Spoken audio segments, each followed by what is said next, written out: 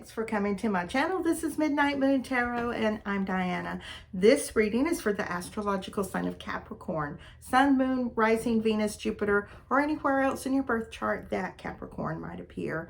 Also, if you're new to my channel, I'd like to take just a second and invite you to subscribe and click that little bell so that you're sure to be notified whenever I upload new content.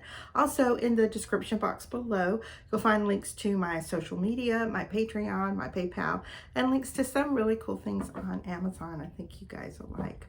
Okay, so this reading is for June 2022. Keeping in mind that all tarot readings are timeless, so whether you come across this reading right after I upload, a week, month, or even a year from now, if you feel drawn to watch it, most likely you'll find a message for you within the reading. And if you feel like it's not completely resonating with you, of course, just keep the parts that do, disregard the rest, and if you know your other planetary placements, just listen to those signs as well for additional messages. Okay, so let's go ahead and connect with Spirit and ask our angels, guides, and ancestors for any love messages for Capricorn for June 2022. Spirit, what love messages do you have for Capricorn for June 2022? Spirit, what love messages do you have for Capricorn for June 2022? All right. Okay. Well, I dropped them all. Okay. Now I'm dividing into 3 stacks. Okay. And the card on the bottom of the deck is the 7 of Pentacles. Again, this card has been showing up in a lot of the readings lately. It's about those fresh starts and actually starting over, maybe a reconciliation, babying, nurturing, looking after, tending to, keeping your eye on it, almost obsessively, that you're not going to let anything screw it up this time. Like he is looking for weeds or anything else that might intrude on his little garden that he's taking care of and tending to and growing. Okay, so that card's going to be right here.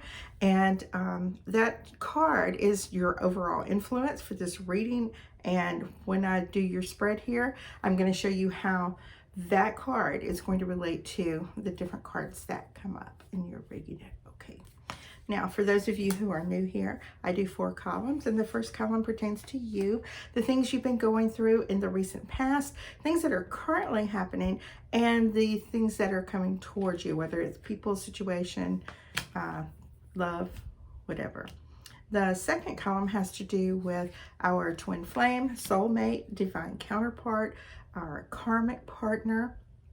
This could be someone you have really deep soul ties with. However, it is generally the person that is on your mind the most, the one that you're thinking about when you wake up in the morning, and the one that you are thinking about when you go to sleep at night. All right. The third column has to do with obstacles, challenges, fears, anxieties, and self-sabotage. Okay. All right, the last column has to do with outcome. And like I say all the time, tarot is not prophecy. It is not written in stone. It's not, basically, it's really not fortune telling even. It is more about the energies that are surrounding us at a certain time. And knowing what these energies are, we can be less reactive and more prepared for it, or even do something completely different. All right, now I've got 2 cards in each of the 4 rows, and I'm going to do that 2 more times, and we'll have a past, present, future scenario. And so let's go ahead and start your read. We have the Ace of Cups and the 6 of Cups starting off right now. So it looks as if you may be actually in a state of happiness and bliss. You may actually be with someone that you consider your soulmate, or else you have plans to be with them. Okay. And you know, because this is past, present, future, this could even be someone that was in your past that you had this deep, deep connection with. And you know, it's when you have the 7 of Pentacles, it leads me to believe this might have been somebody that you knew a while back, and maybe you are starting a new relationship with. Maybe you're giving it one more try, because you know, for circumstances that were probably beyond your control. The two of you might have not been together for a while. It doesn't feel like it was relationship separation issues. Okay, it feels more like, you know, maybe somebody had to take a job in another city, maybe you were teenagers and your parents moved, whatever. It's that type feeling. But you know, it's coming back around again, and it's filling your entire world and life up with happiness and anticipation. Okay, now you have this King of Swords and you have this Nine of Wands. This also goes along somewhat with that Seven of Pentacles, guarding the relationship, looking over it, making sure that nobody interferes, not taking any I don't know what the word is, but you're not allowing anyone to you know, interfere with your relationship. You're going to make very, very sure that you succeed in this relationship. These cards are actually really amazing. You want more than anything to have this beautiful ending with this person. You want to spend your life with this person. The universe is offering you this opportunity to grab it, snatch it, run with it, go. And you know, as far as that is something that you have been wanting for a really, really long time. You have thought about this person, you've missed them, you have actually manifested them into existence in your world again, okay? Yeah, so you have successfully drawn the love of your life into your world again. And, you know, things can only get better from here. All right, now the next set, you have the Sun and the Knight of Pentacles. Partners column, you have the Two of Cups and the Three of Pentacles. And we have Six of Swords and the King of Wands. And in your outcome, you have Chariot and the Eight of Pentacles. So yeah, with this Sun, just like I said, things can only get brighter. Things can only be, you know, more and more comfortable, more stable, more secure. This is something that, you know, when you have this fresh beginning and you two decide that you are going to start over and you're going to build that empire, okay, you can see that it's going to be very fruitful, very successful, and that the two of you are a force to be reckoned with. There's no other way to put it. So the Three of Pentacles and the Two of Cups, definitely reconciliation, reunification. The two of you together, you know, you may end up finding that you're going to be working together. You may be creating a new business together. Something where the two of you like actually inspire each other and play off of each other. And, you know, both of you have this super give and take type relationship that works really well. Now, in your obstacles and challenges, fears, anxieties, you have that King of Wands and you have the Six of Swords. So you kind of are afraid that, you know, something might come along. You may be feeling little twinges or pings of jealousy sometimes when someone maybe pays your partner a little more attention. You're afraid of losing this person.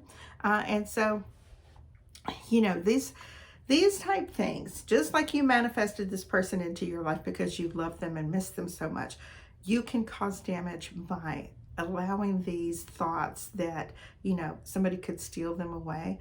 You can manifest that as well if you're not careful. So take caution that you don't dwell on things like that. Just continue to work on the relationship, work on yourself, overcome that, quit feeling pulled in two directions, so to speak.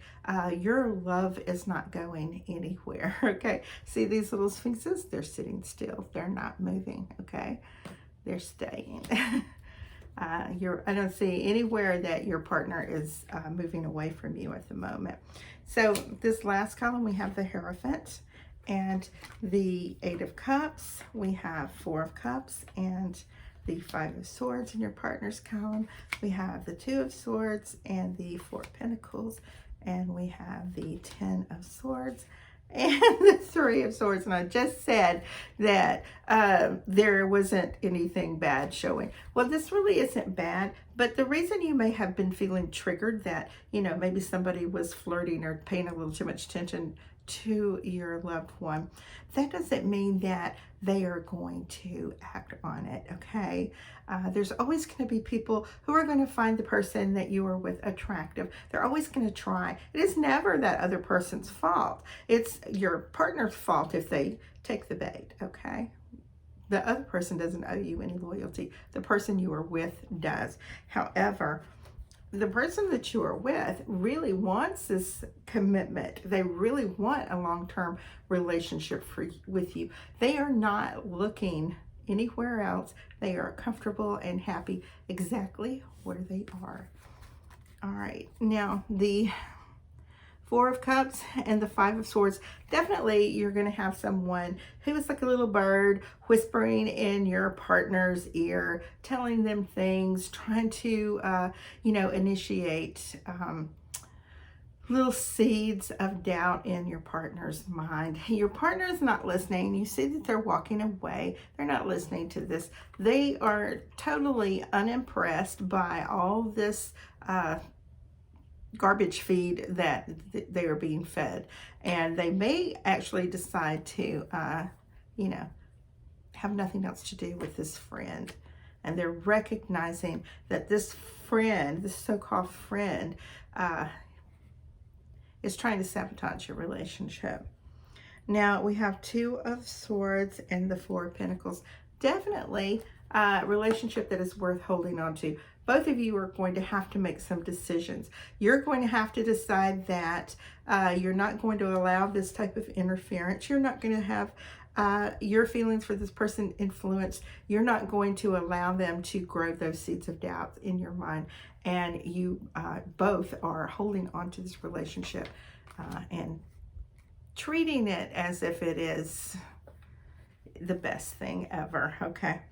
In your outcome, you have the Ten of Swords and you have the Three of Swords. Totally looks like heartbreak.